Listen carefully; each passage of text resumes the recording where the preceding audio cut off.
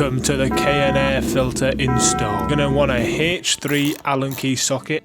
Fuck off you. And a H4 ratchet. Get them side panels off.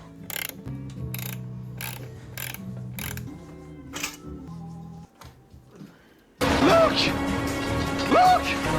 Look! What the fuck is this? Undo these bolts, which I believe are H3. Then you just want to lift the tank up, unscrew where the air filter hose willy thing goes in. Show me your willy!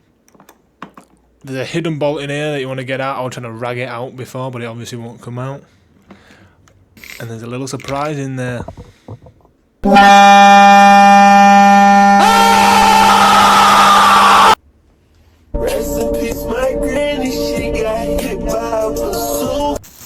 Get rid of the sacrificial bee. Pop in the beautiful clean new one. Hell no, man. What? As you can see on the old filter, if you go back, I can't be showing you. The air is only reaching the bottom of the air filter, so it's not getting it all.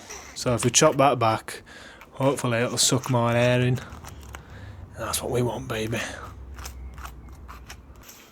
Give it a clean.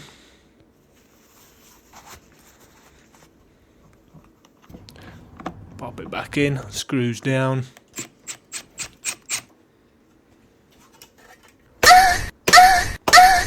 And then just, you know, start exhaust like there's going to be a fucking difference to it.